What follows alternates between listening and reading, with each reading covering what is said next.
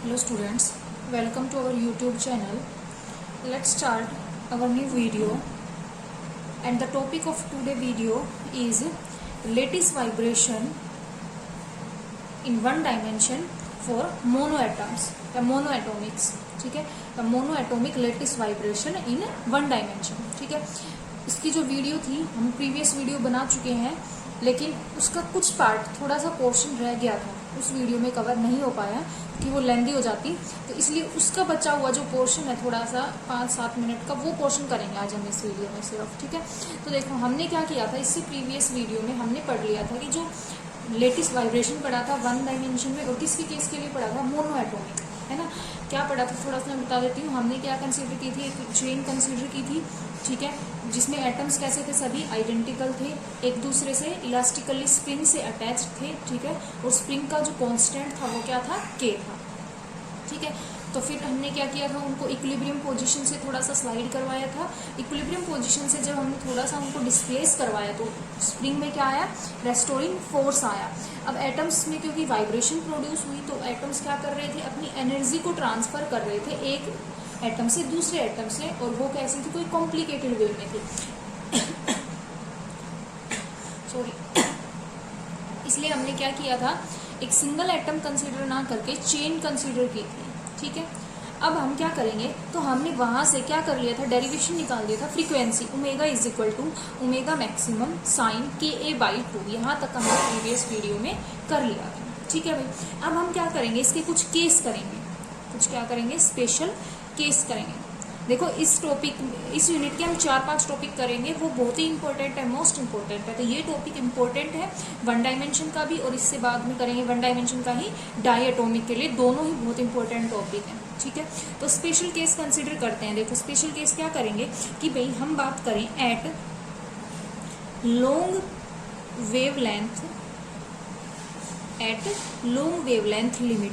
Long wavelength limit का क्या मतलब हुआ कि जो आपकी लैम्डा की वैल्यू है वो किसको अप्रोच करे, उसकी मैक्सिमम वैल्यू को अप्रोच करे, लैम्डा की वैल्यू मैक्सिमम. ठीक है, अगर भाई लैम्डा की वैल्यू मैक्सिमम है तो के वैल्यू क्या होगी, आपकी मिनिमम होगी ना. क्यों, क्योंकि आपको पता है के इज इक्वल टू क्या होता है, 2 पाई बाई लैम्डा. जब आपने कहा लैम्डा की वैल्यू मैक्सिमम है तो उसके टाइम पे के की वैल्यू क्या होगी, आपकी मिनिमम होगी. ठीक है, तो हम स्पेशल केस कर रहे हैं first at long wavelength limit. Same ऐसा ही हम डायटोमिक के केस में पढ़ेंगे, बिल्कुल एग्जैक्ट. ठीक है, तो यही समझ लो. एट लॉन्ग वेवलेंथ मतलब हमने कहा लैम्डा की मैक्सिमम वैल्यू है. अगर लैम्डा की वैल्यू मैक्सिमम हुई तो आपकी के की वैल्यू क्या हो जाएगी, मिनिमम हो जाएगी. ठीक है, अगर के की वैल्यू मिनिमम हो गई तो इसका मतलब जो आपकी टर्म इस इक्वेशन में जो ये टर्म है, कौन सी, साइन ऑफ के ए बाई 2. भाई के की वैल्यू मिनिमम, के की वैल्यू मिनिमम का मतलब क्या हो गया कि आपकी ये टर्म क्या हो जाएगी, मिनिमम वैल्यू, मतलब साइन की वैल्यू क्या होगी, आपकी मिनिमम वैल्यू होगी. ठीक है, जब आपका थीटा, मतलब यहाँ पे थीटा क्या हो गया, आपका मिनिमम. और आपको पता है sine of theta is nearly equals to theta. कब, जब व्हेन थीटा इज मिनिमम. जब आपका थीटा मिनिमम होता है तो आपकी साइन थीटा की वैल्यू किसको अप्रोच करती है, थीटा को. ठीक है, तो इस वजह से आपकी ओमेगा की वैल्यू देखो अब क्या बन जाएगी भाई. अब ओमेगा मैक्सिमम नहीं लिखोगे, अब वो वाली वैल्यू रखो, कौन सी वाली, √4c/m वाली. तो क्या है आपकी वैल्यू, √4c/m. ठीक है, फिर यहाँ पे क्या था आपका साइन ऑफ थीटा, थीटा क्या बन गया, साइन ऑफ थीटा किसको अप्रोच कर गया, थीटा को. दैट इज यहाँ पे सिर्फ क्या आएगा, के ए बाई 2. ठीक है भाई, हो गया यहाँ तक. इसका मतलब आपकी वैल्यू क्या आ गई, √, ये किसकी वैल्यू आ गई आपकी भाई, ये वैल्यू आ गई फ्रीक्वेंसी की. तो ये क्या बन गई, इसको देखो सोल्व करके, ये 2 बाहर आएगा, 2 से 2 कैंसिल, तो आपकी यहाँ से यहाँ रख लो. तो ओमेगा की वैल्यू क्या हो गई, √c/m और इंटू के ए. ठीक है, तो लॉन्ग वेवलेंथ लिमिट पे आपकी फ्रीक्वेंसी क्या हो गई, ये हो गई, मतलब omega is directly proportional to K हो गया. ठीक है, अब देखो आपने दो तीन चीजें पढ़ी होंगी. एक होती है आपकी फेज वेलोसिटी, क्या होती है, एक होती है आपकी फेज वेलोसिटी, किससे रिप्रेजेंट करते हो, वीटी से, और इसकी वैल्यू आप पढ़ चुके हो, क्या होती है, ओमेगा बाई के. ठीक है, तो लॉन्ग वेवलेंथ लिमिट पे देखो आपकी ओमेगा बाई के क्या निकल जाएगी, क्या हो जाएगी, ये के को इधर ले आओ तो क्या सिर्फ क्या आएगी, √c/m इंटू ए. ठीक है, नेक्स्ट टर्म आती है आपकी ग्रुप वेलोसिटी. ग्रुप वेलोसिटी किससे रिप्रेजेंट करते हो, वी जी से, और ग्रुप वेलोसिटी की वैल्यू क्या होती है आपकी भाई, डी ओमेगा बाई डी के, यही होती है। कर दो डी ओमेगा, इधर क्या हो जाएगा under root C by M as it is D K और ए, तो डी ओमेगा बाई डी के की वैल्यू सिर्फ क्या आएगी, under root C by M into A. ठीक है, तो आपने क्या देखा इन दोनों इक्वेशन से कि at long wavelength limit the group velocity, phase velocity and group velocity आपकी दोनों ही क्या है, इक्वल है। ठीक है, तो लिखोगे at long wavelength limit, long wavelength limit आपकी क्या है, phase velocity is equals to group velocity.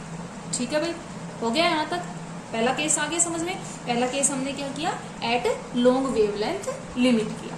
ठीक है, तो हमने देखा कि आपकी फेज वेलोसिटी और ग्रुप वेलोसिटी दोनों ही क्या आई हैं, इक्वल आई हैं। ठीक है, अब हम बात करते हैं एट सेकंड केस। अब कौन सा केस लेते हैं, स्पेशल केस कौन सा, at short wavelength limit, short wavelength limit. ठीक है भाई, शॉर्ट वेवलेंथ का मतलब लैम्डा किसको अप्रोच करेगा, अपनी मिनिमम वैल्यू को।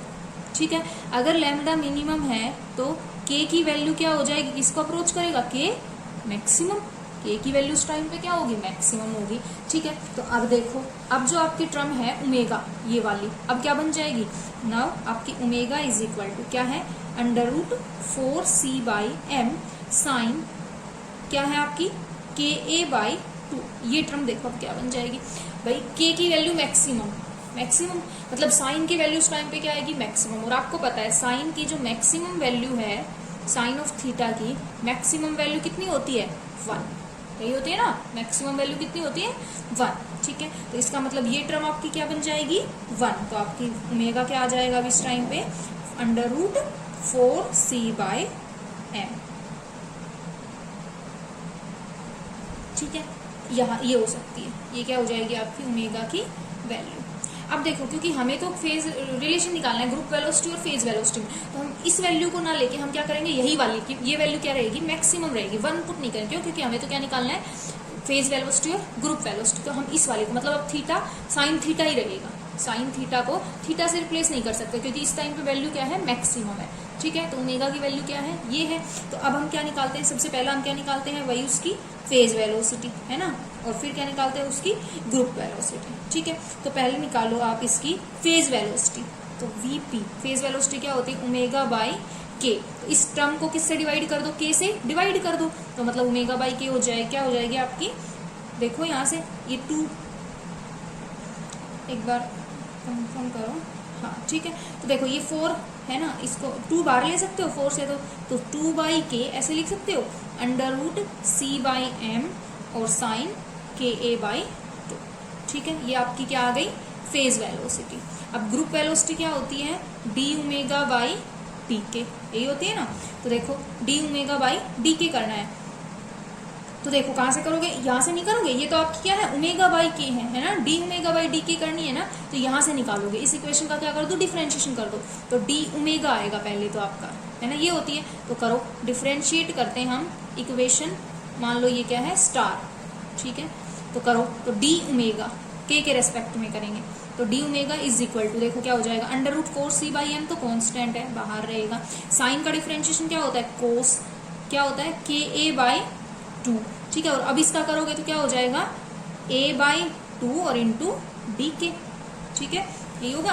तो डी ओमेगा बाई डी के निकालनी है हमें तो, और यही क्या होती है आपकी ग्रुप वेलोसिटी। तो क्या हो जाएगी, देखो 2 a बाई 2 आया है ना, यहाँ से 2 बाहर आएगा, तो 2 से 2 कैंसिल, तो सिर्फ क्या बचा, under root C by M. ठीक है, और क्या बचा आपका, a आया इंटू कोस के ए बाई 2। तो ये क्या आ गई आपकी ग्रुप वेलोसिटी। ठीक है, तो आपने क्या देखा, at short wavelength limit, at short wavelength limit, जब आपकी वेवलेंथ क्या है, शॉर्ट है, एट शॉर्ट वेवलेंथ लिमिट क्या है आपकी, phase velocity is not equal to group velocity.